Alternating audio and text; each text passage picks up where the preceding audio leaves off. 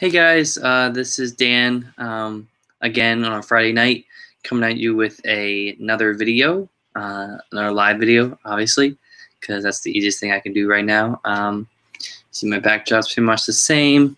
Um, you might hear a little background noise. I'm hoping it's not too much.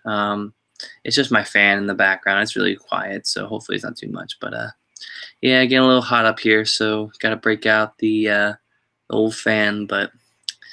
Yeah, it's not that bad. So, yeah, so I just wanted to make a video. This probably will be like maybe 15, 20 minutes. It's not going to be that as long as my other ones. But I went to my second in Charles tonight. Just thought I'd pop in. Didn't really have much else to do on a Friday night.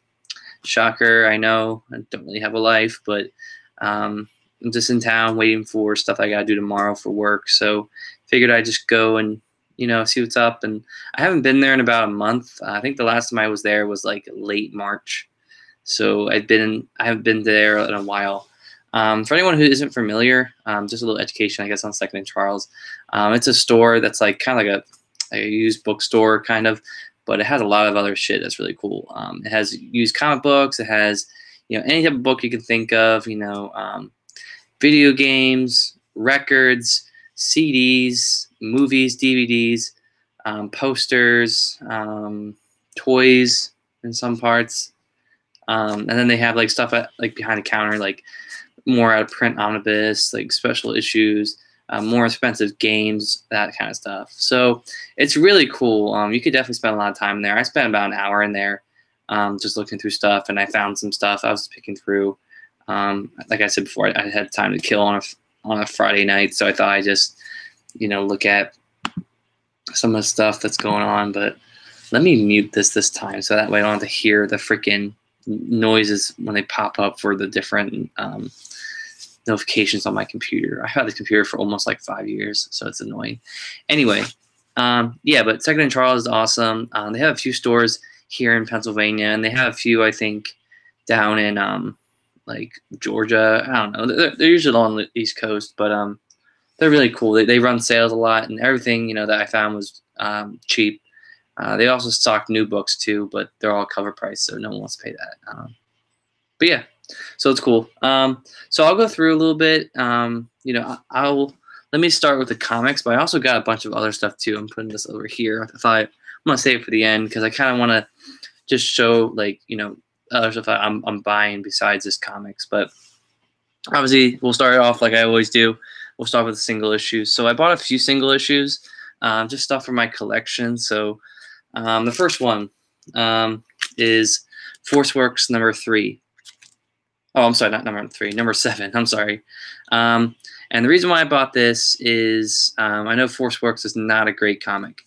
But my plan is I've actually read the Hands of the Mandarin storyline, and I actually really liked it. I thought it was a really cool follow-up to, like, quasi follow-up to Dragon Seed Saga in Iron Man. But Hands of the Mandarin involved ForceWorks, War Machine, and the Iron Man titles. So they all crossed over with each other during that time. But my plan is to actually have all of the Hands of the Mandarin books in my possession. I just really like that story. And you can see here, this is the team. For anyone who isn't familiar, ForceWorks is kind of what West Coast Avengers spawned out of in the 90s after the West Coast Avengers kind of ended. And I think people in my, a couple of my friends were having a discussion about this today. No one really has interest in reading ForceWorks besides me. So I think, like I said, my plan is to read West Coast Avengers and then segue into ForceWorks once I get to that point. But I haven't even started West Coast Avengers yet, so I had to start that first. So yeah, so got this for 50 cents. It was half off because that just goes to show you that nobody wants it except me. Oh, you can really tell too. Really, some nice 90s art going on there. Yeah, pretty intense. You can see Scarlet Witch's outfit, pretty promiscuous. And then I don't know what the hell's going on with Captain Britain. He just looks. I think that's Captain Britain. No, I don't know. I think it's U.S. Agent. I could be wrong. I don't know. I should know this shit because I actually read the book, but I forget. Anyway, next one, Iron Man Volume 3, number 16. And it's funny because I looked at this book and I was wondering, I'm like, did I read this? And I definitely did, because it's number 16. And um, it's in the Iron Man by Kurt Busiek and Sean Chen omnibus. But I was thrown off by the name of the author, which is Stern. I'm guessing it's Roger Stern. I don't know. I should remember this too, but for the life of me, I cannot remember this issue. I guess it must have just been that forgettable. Again, this is not Kurt Busiek's. He didn't write this book. He didn't write this issue, at least, but it's in the omnibus. So picked it up for $1. I'm trying to collect all of his issues, like that whole storyline. So I think it's up to issue 25, and then you get into Joe Quesada's storyline, which I actually saw in single issues today, but I didn't feel like buying it because I want to get the collection, but we'll see. I might pick it up next week at PhillyCon if it's there, hopefully. But yeah, so Iron Man Volume 3, number 13 or 16. I'm sorry. Pretty cool. A bunch of lizards on Iron Man. Like I said before, can't remember what the story is, but it's whatever.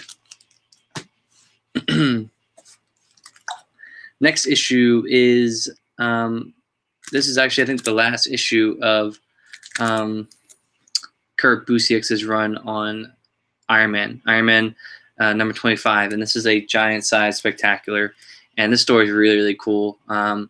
It's Ultimo, so it's kind of crazy. It's kind of like Doomsday shit, but like I think the whole storyline is like Morgan Stark, like Tony's cousin, or I don't know, not nephew, like some sort of relative. He runs the Stark International company, while Tony is running Stark Solutions, or I think that's what it's called. And they actually capture Ultimo, and they're studying him on this boat, and then Tony shows up and he's like, yeah, Ultimo is pretty powerful. I don't know why you're fucking with him. And they're like, no, it's all right. Like, we have him under control. Like, he's not going to break loose. And naturally, when someone says that, you know that the next issue he's going to break loose. So that's pretty much what this issue is. So it's really cool.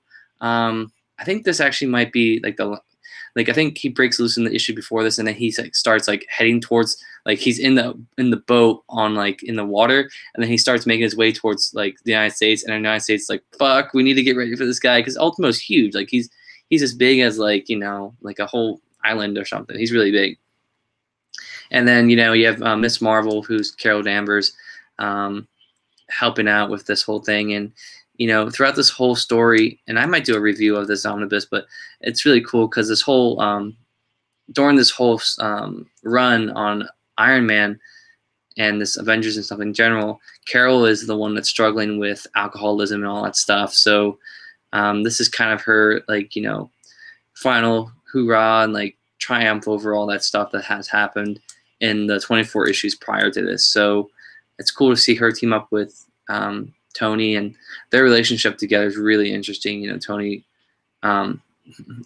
just back and forth type of stuff, but really cool. Yeah, so Ultimo, and it's double size, so cool. So I picked it up for $1, so can't beat that. Next one is Iron Man: The Iron Age, number 1. And this is a 2-part miniseries. And again, this was tagged on to the end of the Sean Chen, or Kurt Busiek and Sean Chen omnibus. And because Busiek wrote it, Sean Chen didn't illustrate it.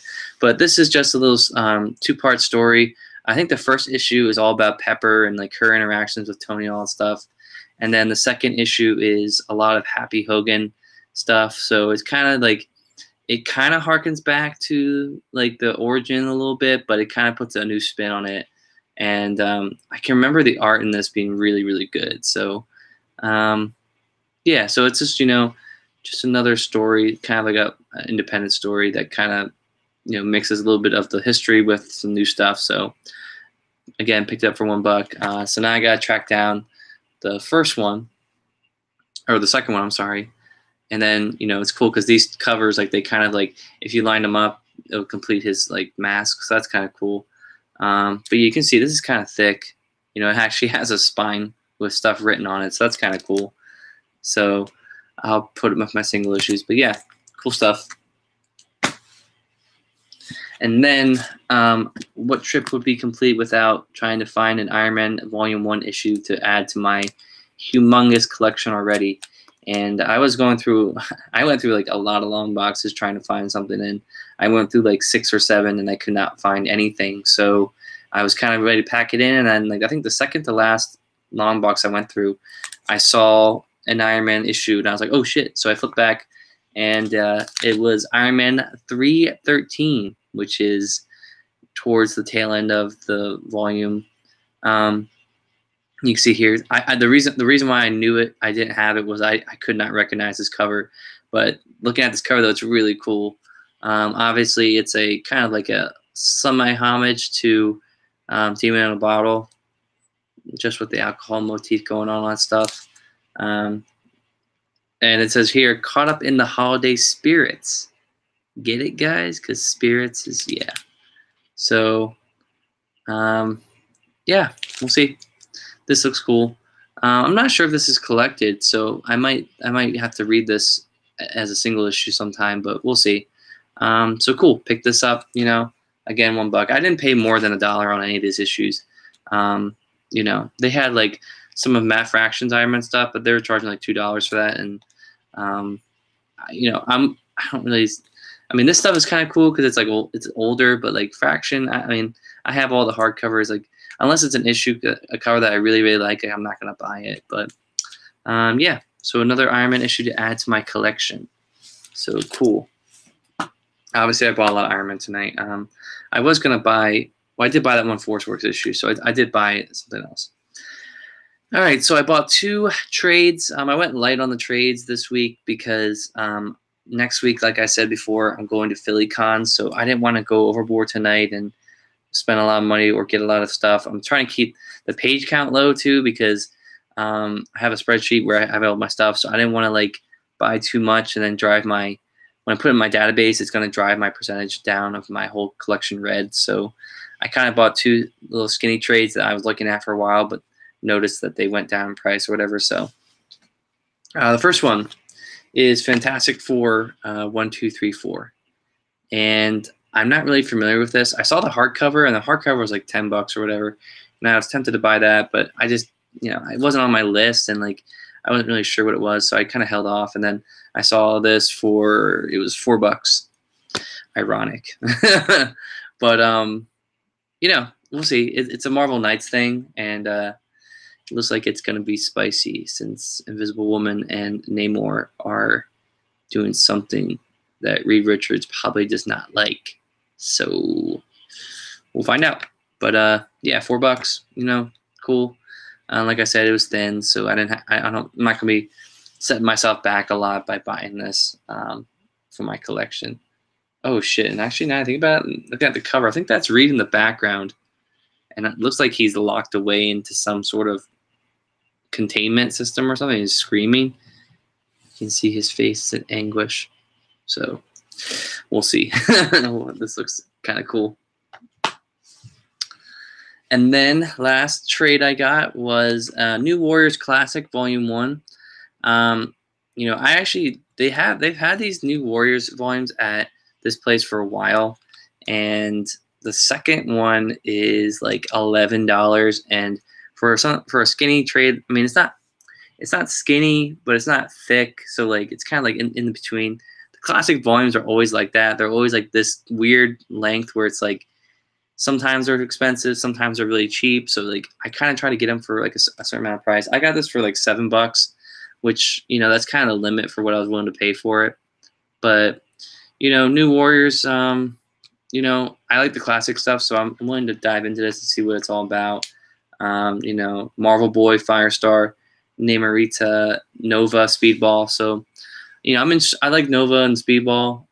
I've heard of Namorita and all the other, you know, Marvel Boy and all that stuff. So, you know, I'll give this a shot. We'll see how it goes.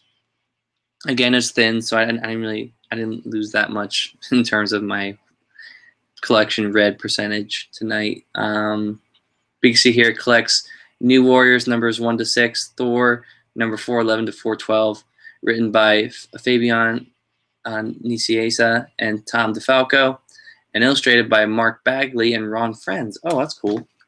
I do like. Is it Mark Bagley? Yeah, he's the one who did Ultimate Spider-Man, I think.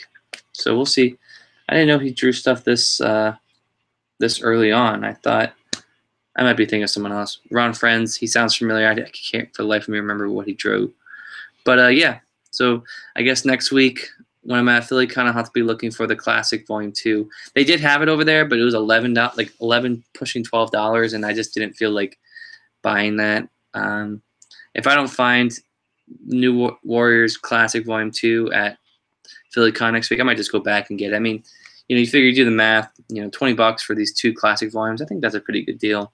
But if I can find it for cheaper, I know I'm gonna be kicking myself if I spend $11 on a little thing like this. So yeah, that's the last comic book. So I did a little shopping for my mom for Mother's Day. So I bought a gift. I'm not gonna show it on camera because I'm not sure if she's going to watch this, but I don't want to spoil it. It's just a little thing I got for her. I'm going to get something else for her tomorrow too. But yeah, so like I said before in my future plans video, excuse me, I'm also really big into music, and I bought a few things today, kind of easing you guys into the whole process of me getting stuff like this. Like I said before, I usually go to a comic book store like this, or like a Second and Charles. I'll get some records, and I'll get some comics. So yeah, so I'll show some music. I actually bought a CD, a used CD for $3, and it's Heart Brigade. And I have a greatest hits album by Heart, but I don't have any of their CDs, so I bought this. And it's actually a really good CD. I was listening to it on the way home. I only got to like I think I got to like issue. I'm thinking about comics. I got to the 5th track, which is I Didn't Want to Need You. And it's funny, like a lot of the stuff, All I Want to Do Is Make Love to You. That's on the Greatest Hits album.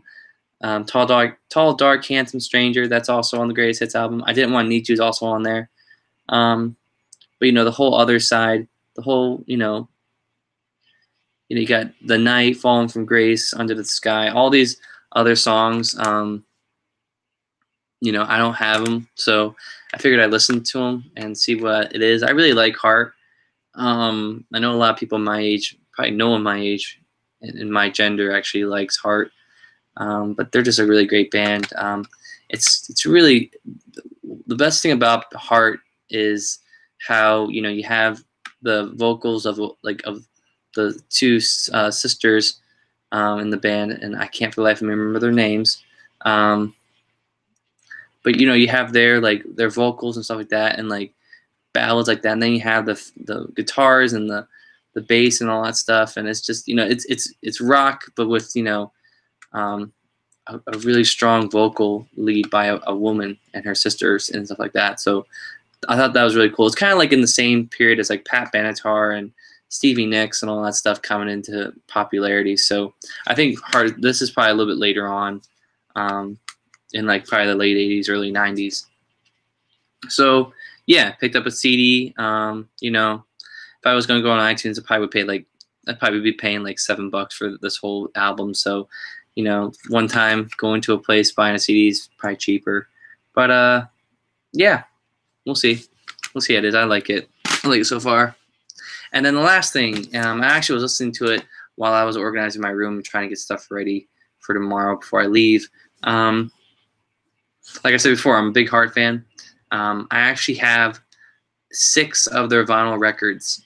I can't tell you what the names of all of them are. Baby Lestrange, Dreamboat Annie.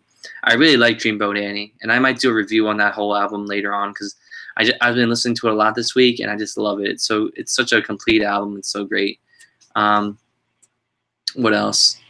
I have the self-titled Heart album, which came out in 1982 or something, which is crazy because it's like their 4th or 5th album. Usually a band does like a self-titled album as their first album. Anyway, so I picked up my 7th Heart vinyl record today, and it is Bad Animals. And this is a really cool album. I only paid $5 for it, and usually when something's that cheap, as far as records go, I get a little suspicious because then I'm start thinking, okay, are there scratches? Are there any, you know, imperfections, that kind of stuff? I don't know how many times I can tell you I've been to a record store or any place that sells records. I'll get excited. I'll see a price on a record, and I'll open up the record and I'll look at it. And you know, a lot of these stores let you do that just so you know what you're buying. And I'll see like scuff marks all over it. There was one that like literally had scratches all over the place, and they were selling it for like $5. And I'm like, you can't even play this. But anyway, so yeah, so I pulled it out of the thing, and you know, it has its protective plastic cover. And the record is perfect. There's no scratches. It's just completely perfect. A little dusty, but you know, they all are. Just had to clean it off a little bit, but no, this record is really good. It has some really good songs on the first side, or side one, I guess, is "Who Will You Run To?" That's a really great song. I just listened to it. "Alone," classic heart song. Everyone probably knows. "There's a Girl." That's another great song. The other two I never heard before, but I listened to them just now. And then the whole side two, I have no idea any of the songs, so I'm excited to find out what they sound like. "Bad Animals," "You Ain't So Tough," "Strangers of the Heart," "Easy Target," and "RSVP." So we'll see. You can see here on the back. Those are the two sisters I was mentioning earlier, and then yeah, the rest of the band. You got that nice 80s hair going. But yeah, there's a really great band. And the thing is, I think like the lead singer, she still can like sing. Like she's really like, I guess she really took care of her voice. I don't know what they do. Just another, I guess I can do a little mini review here while I'm looking at this too. Just give you guys a little bit. And I don't know who cares about this, but